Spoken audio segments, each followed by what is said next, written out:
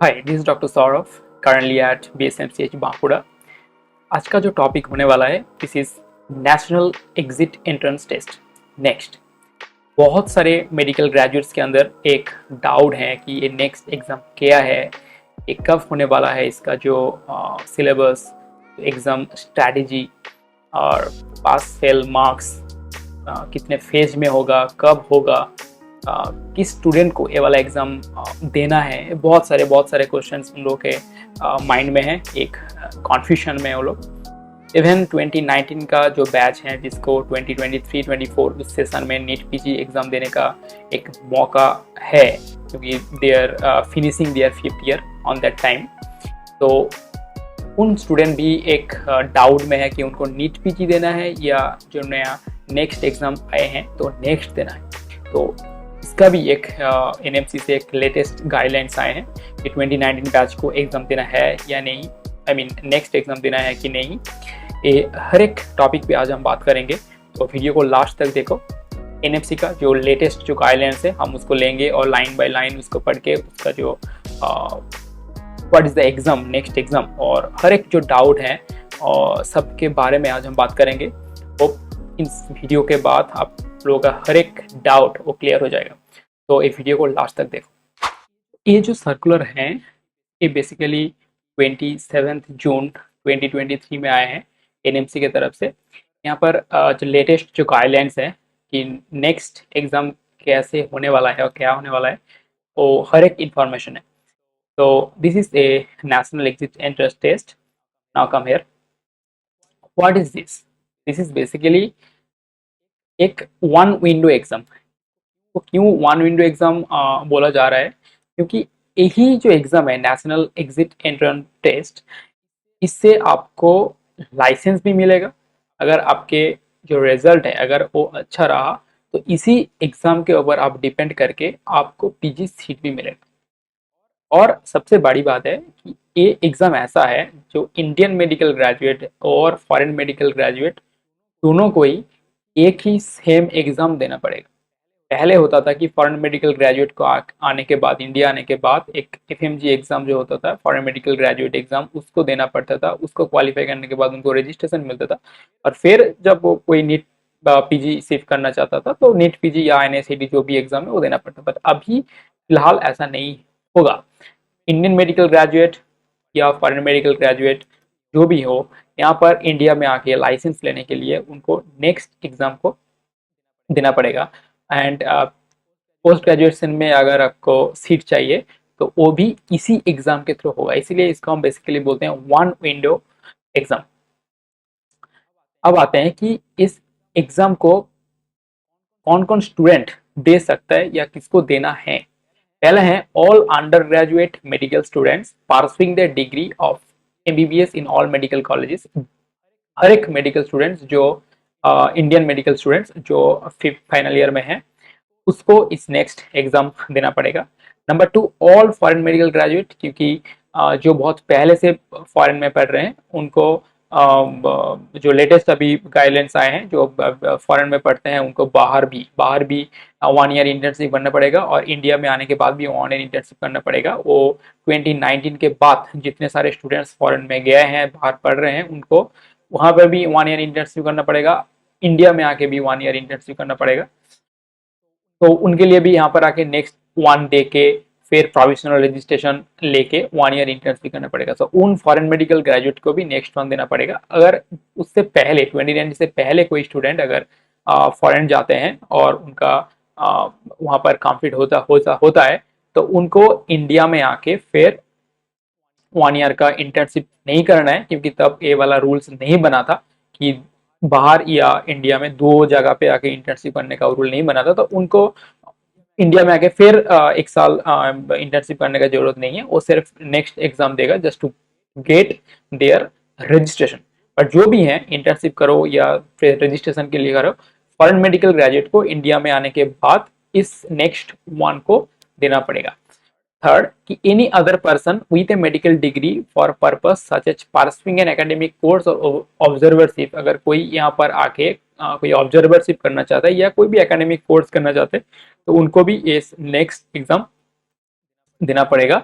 And और एक है all those who have been granted a licence to practise और registration in the national medical, बहुत पहले जो ऑलरेडी पहले से रजिस्टर्ड हैं, उसको रजिस्ट्रेशन मिल गया है एज एन एमओ या एज एन एमबीबीएस डॉक्टर, वो बाहर स्टेट में काम कर रहा था, अभी फिलहाल वो चाहते हैं कि पोस्ट ग्रेजुएट करें, पीजी शिप करें, तो वो अगर पीजी का जो शीट वो परस्यू करना चाहते हैं तो उसको भी नेक्स्ट एग्जाम देना पड़ेगा। तो 4 कैटेगरी हैं जो वो एग्जाम देना पड़ेगा। फर्स्ट है कि जो 5th ईयर का मेडिकल स्टूडेंट है उसके बाद उसको इंटर्नशिप करना है, तो इंटर्नशिप के पहले उनको नेक्स्ट फेज 1 देना है। नंबर 2 जो फॉरेन मेडिकल ग्रेजुएट्स हैं, फॉरेन बाहर से आने के बाद यहाँ पर आइदर वो इंटर्नशिप करे या आइदर वो रजिस्ट्रेशन ले, दोनों के लिए ही उनको नेक्स्ट एग्जाम देना पड़ेगा। नंबर 3 अगर कोई कोर्स ऑब्जर्वरशिप या कोई भी अलग मेडिकल एकेडमिक कोर्स करना चाहते हैं तो उनको भी फेस करना पड़ेगा।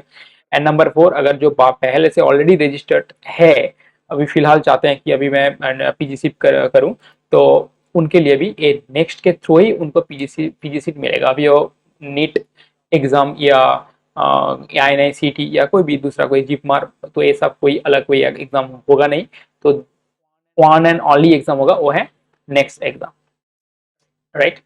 अब आते हैं कि ये कितने फेज में होगा। बेसिकली ये एग्जाम 2 फेज में होता है, एक है नेक्स्ट फेज 1 और एक है नेक्स्ट फेज 2। अब आते हैं कि नेक्स्ट फेज 1 पे, नेक्स्ट फेज 1 या स्टेप 1 जो भी है, ये बेसिकली एक थियोरिकल एग्जाम है, इस पे मल्टीपल चॉइस टाइप भी होगा, एक कंप्यूटर बेस्ड एग्जाम है और इसमें से 6 पेपर्स का एग्जाम होगा। ओनली द क्लिनिकल सब्जेक्ट कौन कौन सा है, वो है मेडिसिन, सर्जरी, ऑब्स्काइनी, पेडियाट्रिक्स, ऑटोलैरिंगोलॉजी और ENT, और एक है ऑप्थेल्मोलॉजी, राइट। तो ये हैं 6 सब्जेक्ट, क्लिनिकल सब्जेक्ट, जो इस नेक्स्ट जो फेज 1 है उस पे रहेगा। अब देखो ये मेनली द क्लिनिकल सब्जेक्ट है, बट इसके साथ साथ ऐसा नहीं कि सिर्फ क्लिनिकल सब्जेक्ट से ही क्वेश्चन आने वाला है, क्योंकि यहाँ पर ऑलरेडी लिखा हुआ है कि applied aspect of all subjects covered under 1 MBBS and 2 MBBS and applied aspect of all subject covered under 3 MBBS और फाइनल MBBS पार्ट 1। इसके मतलब है कि आप क्लिनिकल सब्जेक्ट तो कर रहे हो जो 3rd MBBS है, बट बेसिकली या 3rd प्रॉफ है, बट प्रॉफ 1 एंड प्रॉफ 2 का जो भी प्री क्लिनिकल सब्जेक्ट है वहां से भी कुछ परसेंटेज का जो क्वेश्चन है वो आएगा, राइट। और हम जब बाद में हर एक डिटेल्स पूछेंगे, जानेंगे कि कहाँ से कितने परसेंटेज का क्वेश्चन आने वाला है, तब जाके तो आपको पता चलेगा कि कितना प्री क्लिनिकल से आने वाला है और कितना कहाँ से आने वाला है। फिलहाल अभी मेन जो सब्जेक्ट है, मेजर जो सब्जेक्ट है, वो 6 सब्जेक्ट हैं जो क्लिनिकल सब्जेक्ट है, वो नेक्स्ट फेज 1 पे आने वाला है, राइट। अब जो स्टूडेंट उसका 3rd प्रॉफ खत्म कर चुके हैं, have completed the 3rd MBBS or final MBBS course from a medical college approved or recognized by the commission shall be eligible to appear the exam। मैं पहले ऑलरेडी बोल दिया हूँ कि इंडियन ग्रेजुएट कौन कौन इस एग्जाम को देना पड़ेगा, राइट। जो 5th ईयर का मेडिकल स्टूडेंट्स हैं उनको तो देना ही पड़ेगा, अदरवाइज वो इंटर्नशिप कर नहीं पाएगा। तो बेसिकली इसीलिए उन लोगों के बारे में यहाँ पर बोला गया है कि जो 3rd ईयर का जो प्रॉफ वो क्लियर कर चुके हैं तो उनको ये वाला एग्जाम देना पड़ेगा। बट बाद में इसके और भी मैं क्लैरिफाई करूंगा कि बेसिकली ये वाला एग्जाम 3rd ईयर का जो प्रॉफ एग्जाम होता है उसका ही एक ऑल्टरनेटिव है। बेसिकली आपको 3rd ईयर में प्रॉफ एग्जाम नहीं देना है, 3rd ईयर में सिर्फ आपके कॉलेज में प्रैक्टिकल एग्जाम होगा और नेक्स्ट 1 होगा, राइट। उसमें कॉलेज का जो लास्ट प्रोफेशनल जो एग्जाम होता है प्रॉफ एग्जाम, उस प्रॉफ एग्जाम आपको नहीं देना है, कॉलेज पे वो प्रॉफ एग्जाम नहीं होगा। कॉलेज में सिर्फ जो फाइनल ईयर का जो प्रैक्टिकल एग्जाम है वही सिर्फ हेल्ड होगा और आपको सिर्फ उसी में पास होना है, और बाकी आपको नेक्स्ट 1 में पास होना है। अगर आप नेक्स्ट 1 में पास होते हो और कॉलेज का जो फाइनल ईयर का जो जस्ट प्रैक्टिकल एग्जाम होगा उसमें अगर आप पास होते हो तब जाके आपको इंटर्नशिप करने का मौका मिलेगा। ये बाद में और भी क्लियरली लिखा हुआ है, तो बाद में हम जानेंगे। अब नेक्स्ट 1 ईयरली कितने बार होगा। पहले जो सर्कुलर था जो 6 महीने पहले दिया गया था उसमें बोला गया था कि सिर्फ एक बार ही हेल्ड होगा और एक बार सप्लीमेंट्री एग्जाम, बट इस बार एक अच्छा वाला न्यूज आया है कि नेक्स्ट स्टेप 1 अभी हेल्ड होगा twice a year in a month of May and November. Yearly 2 बार होगा एंड 2 बार इसका जो सप्लीमेंट्री एग्जाम है जो पास नहीं कर पाएगा एग्जाम के टाइम, फॉर एग्जाम्पल मई में एग्जाम दिया या नवंबर पे एग्जाम दिया और हर एक सब्जेक्ट में 6 सब्जेक्ट में पास नहीं हो पाया, तो वो के बाद सप्लीमेंट्री एग्जाम होगा, ईयरली 2 बार सप्लीमेंट्री एग्जाम होगा और 2 बार एग्जाम में बैठ सकते हैं, राइट। अभी इस एग्जाम में नो रेस्ट्रिक्शन है, आप कितना भी अटेम्प्ट कर लो नेक्स्ट एग्जाम में, कोई भी आपको रेस्ट्रिक्शन नहीं है next 1 and next 2, but with in your 10 years of the joining of MBBS course, ऐसा नहीं कि आप हर लाइफ फुल लाइफ आप एग्जाम देते रहो और क्लियर ना कर पाओ, ऐसा नहीं है। अगर आप 2019 पे आप as an MBBS aspirant join किए हो कॉलेज पे, तो आपको 2029 के अंदर ये हर एक नेक्स्ट 1 एंड नेक्स्ट 2 कंप्लीट करना है। 10 साल आपका एक टाइम होता है कि उसके पहले आपको एक एग्जाम क्लियर करके आपका इंटर्नशिप कंप्लीट करके रजिस्ट्रेशन या डिग्री कॉलेज से आपको लेना है। अब ऐसे नहीं कि हर फुल लाइफ आपका लगा दो और आप एग्जाम देते ही रहो, ऐसा नहीं कि 10 साल के अंदर आप कितना भी आप अटेम्प्ट दो, बेसिकली आपको 5th ईयर के बाद ही एग्जाम देने का मौका मिलेगा। 5th ईयर के बाद अगर और एक और 5 साल आप देखोगे तो आपको मैक्स मैक्स 10 टाइम्स आप अटेम्प्ट दे सकते हो अगर आप पास नहीं कर पाओगे तो, but maximum time is 10 years, right? Joining of your MBBS course, there will be no restriction to number of the attempt to appear in the next day one examination to improve your scores। अब मानो कि अब मैंने already बोल दिया कि this is one window exam, क्योंकि इसी एग्जाम से आपको लाइसेंस में मिलेगा अगर आप क्लियर कर पाओ, अगर आपका स्कोर अच्छा रहा तो आपको पीजीसीपी सीट मिल सकता है। बट अभी सोचो कि शायद आपको उतना अच्छा मार्क्स नहीं मिला, आप सिर्फ एक पासिंग मार्क आपको मिला है और आप उससे रजिस्ट्रेशन तो मिल गया है, बट आपको मनपसंद सब्जेक्ट पीजी पे नहीं मिल रहा है क्योंकि आपका मार्क्स उतना अच्छा नहीं रहा, तो आप चाहते हो कि फिर एक बार मैं नेक्स्ट एग्जाम दूं और मेरा जो मार्क्स है मैं उसको इम्प्रूव करूं, तो ऑब्वियसली आप कर सकते हो, ऑब्वियसली आप कर सकते हो, बट एक शर्त है कि आप जब तक नेक्स्ट 1 के बाद नेक्स्ट 2 क्लियर नहीं करते, उसके पहले आप ये सब इम्प्रूव करने के लिए नेक्स्ट एग्जाम बार बार नहीं दे पाओगे। आप नेक्स्ट एग्जाम दिए हो, उसके बाद नेक्स्ट 2 देके वो जो रजिस्ट्रेशन वाला जो कहानी है वो उसको आप खत्म करो, वो आप कंप्लीट करो, उसके बाद आपको मन मर्जी जितना हो सके आप नेक्स्ट एग्जाम देते रहो, नेक्स्ट 1 देते रहो to improve your score. But पहले जो सर्कुलर आया था उस पर मेंशन किया गया था कि ऐसा नहीं कि आप बाद में जब आपके स्कोर इम्प्रूव करोगे तो आपको वो इम्प्रूव्ड जो स्कोर है सिर्फ वही नहीं मिलेगा, वो आपको नहीं मिलेगा। फॉर एग्जाम्पल आप पहले नेक्स्ट फेज 1 पे आपको किसी भी सब्जेक्ट पे 70 मिला था और आप चाहते हो कि 70 में नहीं होने वाला, मैं और एक बार एग्जाम दूंगा और नेक्स्ट टाइम आपको 90 मिला है, तो आपका जो पीजी के लिए जब वो कैलकुलेट होगा बेसिकली आपको 90 के मार्क्स में नहीं आएगा, तो बेसिकली वो एक एवरेज मार्क्स आएगा, एवरेज। पहले आपको 70 मिला था, उसके बाद का जो अटेम्प्ट था उस पर आपको 90 मिला है, तो ओवरऑल आपको एक एवरेज आएगा बेसिकली, ठीक है। तो बाद में जब आपको और भी मैं बताऊंगा इस सर्कुलर के बारे में, तो आपको पता चलेगा कि ज़्यादा अटेम्प्ट देने से आपका जो रैंक है पीजी सीट पाने का वो धीरे धीरे पीछे हो जाता है। अच्छा मार्क्स हो सकते हैं बट आप ज़्यादा अटेम्प्ट दे के आपका स्कोर बढ़ा रहे हो, इसीलिए वो जो रैंक है वो धीरे धीरे पीछे जाएगा, वो एकदम लास्ट में बहुत अच्छे से वो मेंशन किया गया है। और इस सर्कुलर में ऐसा बोला नहीं गया कि वो जो एवरेज है वो कम हो जाएगा, बट जो पहले सर्कुलर था उस पर क्लियरली मेंशन किया गया था कि आपका अगर इम्प्रूव स्कोर, अगर आप बाद में एग्जाम देते हो और आपका स्कोर और भी ज़्यादा बढ़ जाते हैं तो आपका वो जो फाइनल जो मार्क्स हैं, वो जो सबसे मैक्सिमम जो मार्क्स हैं वो आपको नहीं मिलेगा। बेसिकली उसका पहले जितने सारे आप अटेम्प्ट दे के रखे हो तो वो ओवरऑल एक एवरेज होके आपको मिलेगा। फिलहाल नेक्स्ट जो होता है, जो नेक्स्ट डे 1, जो मैंने कुछ ही टाइम पहले बोला था कि next day 1 shall replace the conventional university और institutional theory exams of third prof.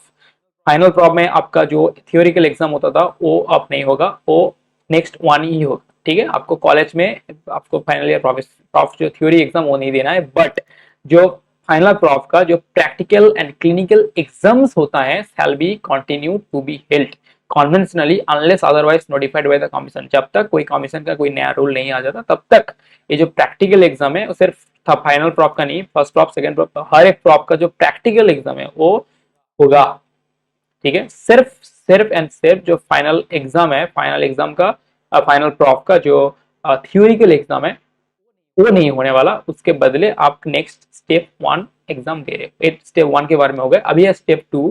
Step 2 basically एक प्रैक्टिकल एंड क्लिनिकल और वाइवा टाइप ऑफ एग्जाम है। ये थ्योरिकल एग्जाम नहीं है, ये एक प्रैक्टिकल एग्जाम है। और इसमें बेसिकली 6 सब्जेक्ट के साथ साथ और एक सब्जेक्ट यहाँ पर जुड़ा हुआ है, वो है ऑर्थोपेडिक्स एंड पीएमआर।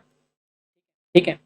अब इसमें क्या होगा, ये बेसिकली एक भाइबा टाइप। तो बेसिकली इसमें objective structured clinical case based simulated cases और पेशेंट एम डिवोल्यूशन, आपका कम्युनिकेशन स्किल्स, आपका जो जजिंग स्किल, आप इंटर्नशिप पे क्या क्या सीखे हो, बेसिकली वही चीज आपको यहाँ पर पूछा जाएगा। और इसमें बेसिकली कोई मार्क्स नहीं होगा, बेसिकली पास फेल ही होगा, पास या फेल, दैट्स इट। इसमें कोई मार्क्स वगैरह आपको नहीं मिलेगा। नेक्स्ट वन के तरह नेक्स्ट स्टेप टू भी ट्वाइस ए ईयर हेल्ड किया जाएगा। बाद में हम बोलेंगे कि बेसिकली आपको बताया जाएगा कि सर्कुलर में है कि कब कब ये हेल्ड होगा, depend on their next day one, क्योंकि नेक्स्ट डे वन के बाद आपको आपके जो कॉलेज का जो फाइनल जो प्रैक्टिकल एग्जाम है वो आप दोगे।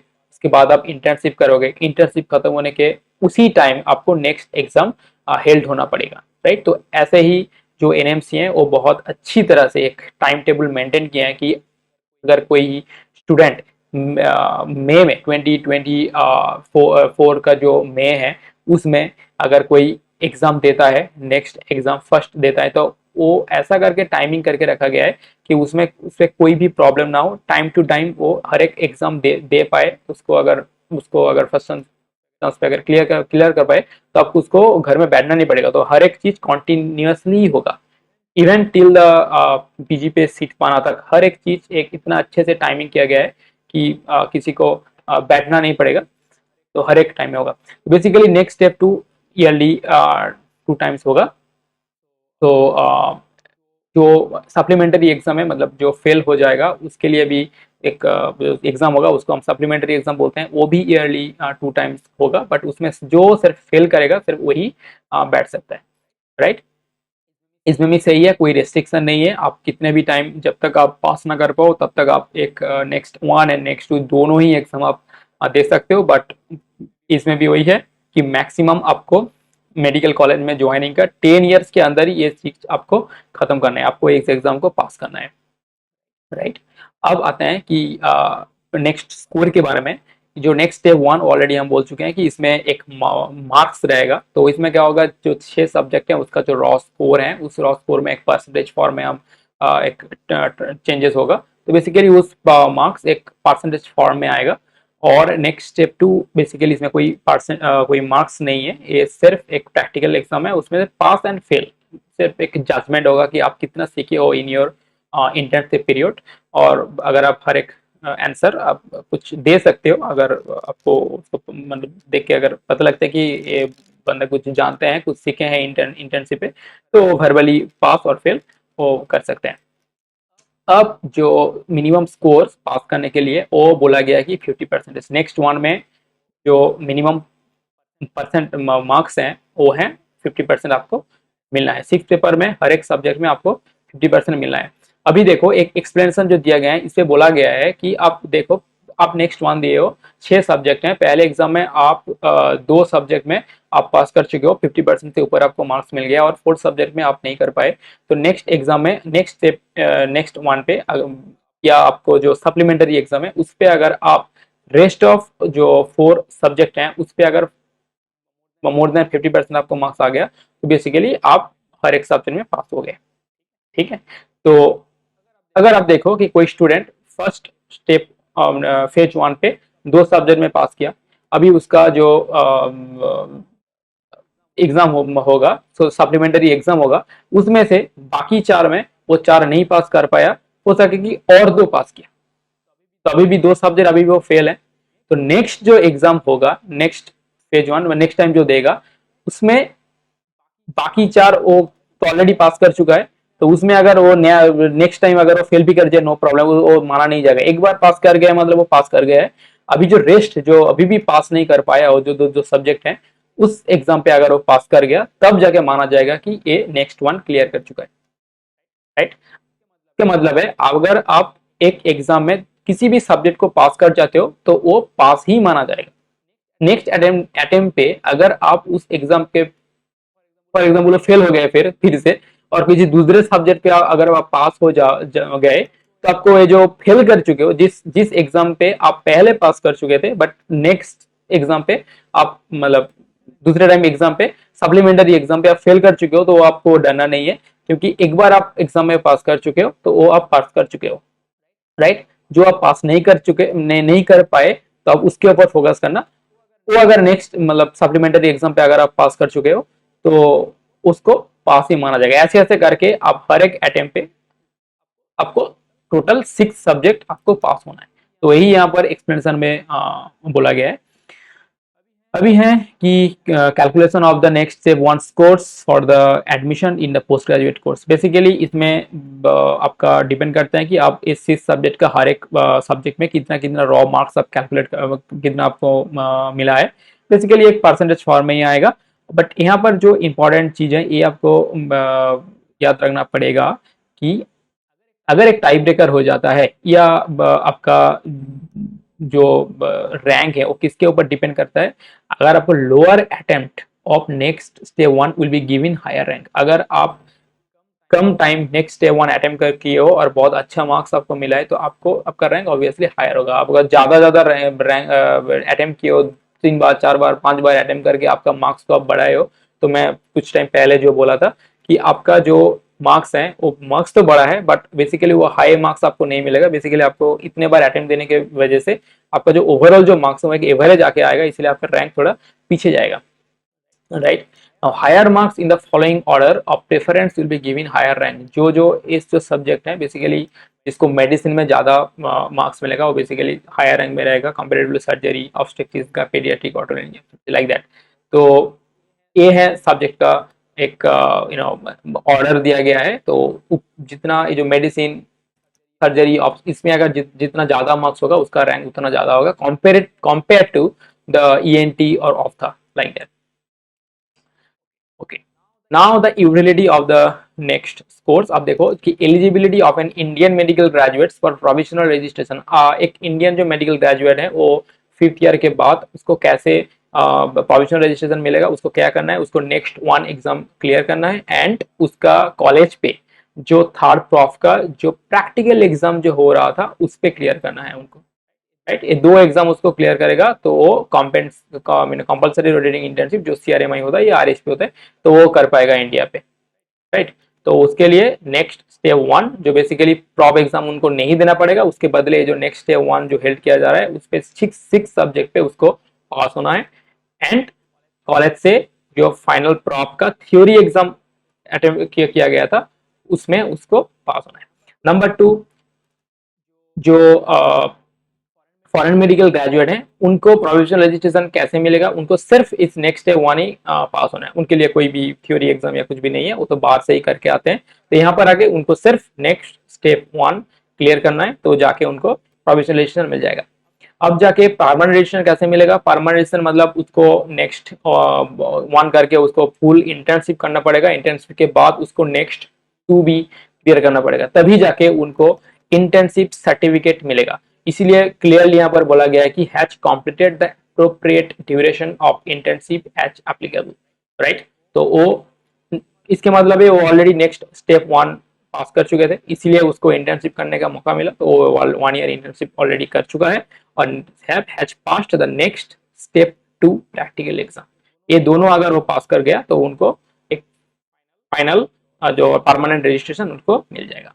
अब eligibility for admission of the post graduate medical course, ये बेसिकली एक इजी बैटर है कि जो आपको नेक्स्ट स्टेप वन पे आप जैसा आप रैंक किए हो स्टेप वन, क्योंकि स्टेप 2 तो सिर्फ एक पास फेल का मैटर रहता है, वो पोस्ट ग्रेजुएट में वो कुछ मायने नहीं रखता।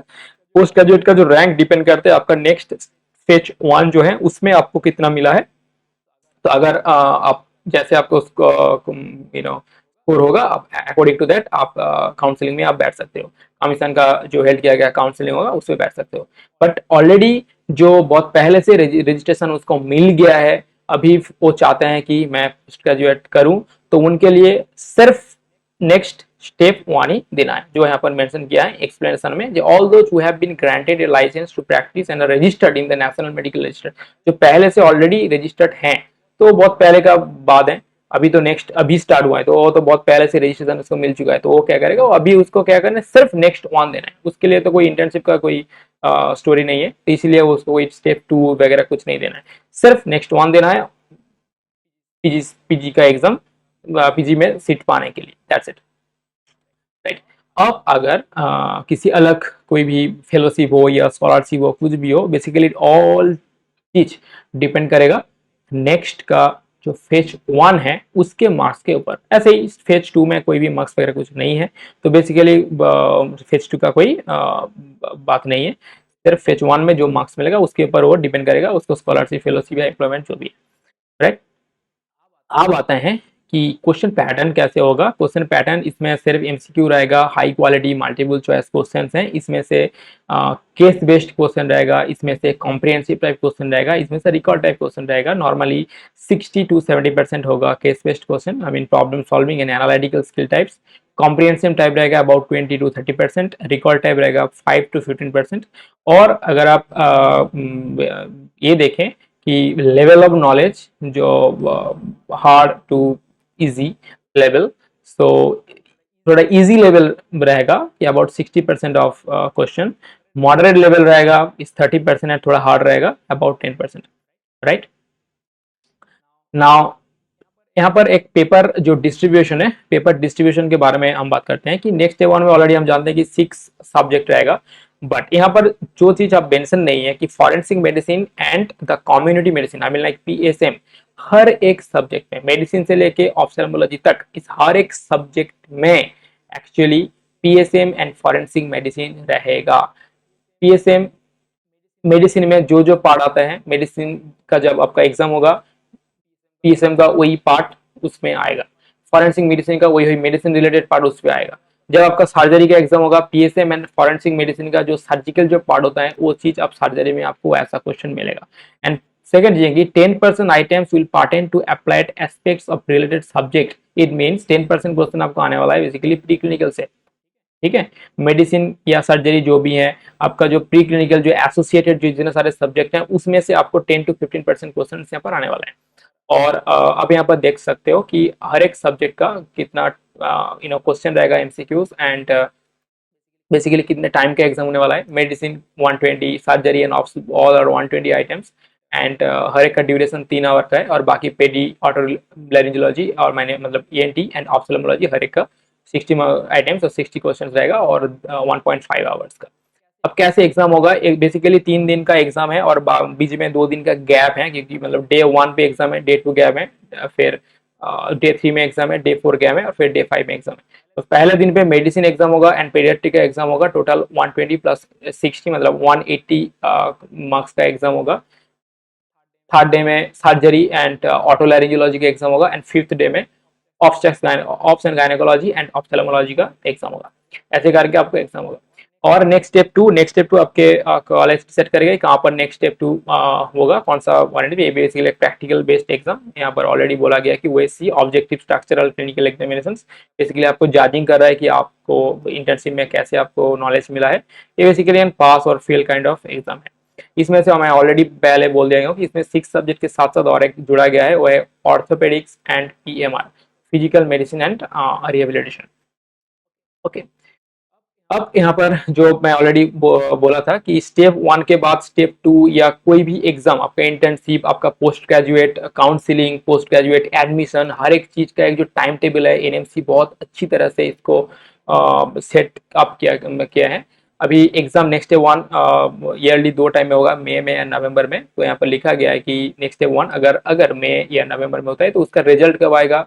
मई में होता है तो 1 जून पे होगा, और नवंबर में होता है तो दिसंबर में होगा, राइट। एंड कॉलेज का जो थर्ड प्रॉफ का जो प्रैक्टिकल है वो कब सेट किया गया है, वो सेट किया गया कि फर्स्ट वीक ऑफ जून और दिसंबर, फर्स्ट वीक ऑफ जून और दिसंबर, राइट। तो बेसिकली इसका रिजल्ट कब आएगा, थर्ड वीक ऑफ जून और दिसंबर में आएगा।